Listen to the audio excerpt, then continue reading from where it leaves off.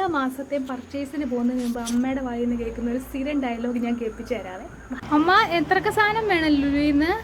ഒരു 1000 രൂപയുടെ സാധനം. 1000 രൂപയ്ക്കൊക്കെ ഒരു മാസം സാധനം ഓടുവോ? അങ്ങനെ ഓടിക്കണം. അങ്ങനെ താ പോകുന്ന വഴിക്ക് അപ്പുറത്തെ പേരെ കയറി പേരയ്ക്ക പറിക്കുകയാണ് കേട്ടോ. പാവം, എനിക്ക് പേരയ്ക്ക ഭയങ്കര ഇഷ്ടമായതുകൊണ്ട് എനിക്ക് പറിച്ചു തരികയാണ്. ഞാനും അമ്മയും ജയമ്മ, അമ്മയുടെ ഒരു ഫ്രണ്ടും കൂടെ ആണ് കേട്ടോ ലുലുവിൽ പോയത്. അവിടെ ചെന്ന് കഴിഞ്ഞപ്പം ഈ പറഞ്ഞ ഡയലോഗ്സ് ഒക്കെ മറക്കും കേട്ടോ. നമ്മൾ മാടമ്പള്ളിയിലെ മനോരോഗിയാവും. ഞാനും അങ്ങനെ തന്നെയാണെന്നാണ് കേട്ടോ എൻ്റെ കെട്ടിയോൻ പറയാറ്. പിന്നെ ഈ സാധനങ്ങളൊക്കെ അവിടെ വെച്ചിരിക്കുന്നത് നമ്മൾ മേടിക്കാനല്ലേ.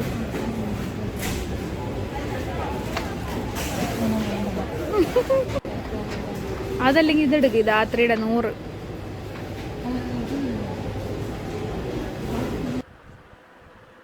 അങ്ങനെ എന്തെടുക്കണം എന്തെടുക്കണ്ട എന്നുള്ള കൺഫ്യൂഷനിൽ അമ്മ ഓടി നടന്ന് എന്തൊക്കെയോ പെറുക്കുന്നുണ്ടായിരുന്നു.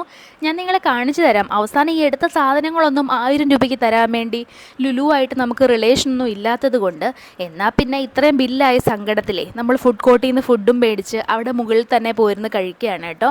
ഞാൻ അവിടുത്തെ മന്തി കഴിക്കാഞ്ഞുകൊണ്ട് ഞാൻ ചിക്കൻ മന്തിയാണ് ഓർഡർ മേടിച്ചിരുന്നത്. അമ്മയും ജയമ്മയും ഫ്രൈഡ് റൈസും കറിയും മേടിച്ചു. പിന്നെ ഞാനീ പറഞ്ഞതൊക്കെ തമാശയ്ക്കാണ് കേട്ടോ. അമ്മ അങ്ങനെ പൈസ ചിലവാക്കുന്ന ആളൊന്നും അല്ല, ആവശ്യത്തിനുള്ളതേ മേടിക്കാറുള്ളൂ. പിന്നെ നമ്മൾ പെൺമക്കളും അമ്മമാരും തമ്മിലുള്ള ബന്ധം എന്ന് പറഞ്ഞാൽ മറ്റുള്ളവർക്ക് മനസ്സിലായില്ലല്ലോ. നമുക്ക് അവരെ എന്തും പറയാം, അവർക്ക് നമ്മളെ എന്തും പറയാം. അങ്ങനെ ഒരു പരസ്പരം അണ്ടർസ്റ്റാൻഡിങ്ങിലാണല്ലോ നമ്മൾ പൊയ്ക്കൊണ്ടിരിക്കുന്നത്. പിന്നെ അമ്മ എന്ന് പറഞ്ഞാൽ എൻ്റെ ബെസ്റ്റ് ഫ്രണ്ടാണ് കേട്ടോ. എനിക്ക് വേറെ ബെസ്റ്റ് ഫ്രണ്ട്സ് ഒന്നുമില്ല. അതുകൊണ്ട് ഞാൻ എവിടെ പോയാലും അമ്മയുടെ കൂടെ മാക്സിമം പോകാൻ നോക്കും. അങ്ങനെ നമ്മൾ ആ മേടിച്ച സാധനങ്ങളൊക്കെ ചാക്കിലിട്ട് തിരിച്ച് ഓട്ടോയ്ക്ക് തിരിച്ചു പോവുകയാണ്. എൻ്റെ അമ്മേ, ആ സാധനങ്ങളൊക്കെ പെറുക്കി ഓട്ടോയിൽ വെച്ചപ്പോൾ തന്നെ കഴിച്ചത് മുഴുവൻ ദഹിച്ചു. അത്രയ്ക്കുണ്ടായിരുന്നു. വിളക്ക് കത്തിക്കാറായല്ലോ എന്നുള്ള സങ്കടത്തിലാണ് അമ്മ ഇരിക്കുന്നത്.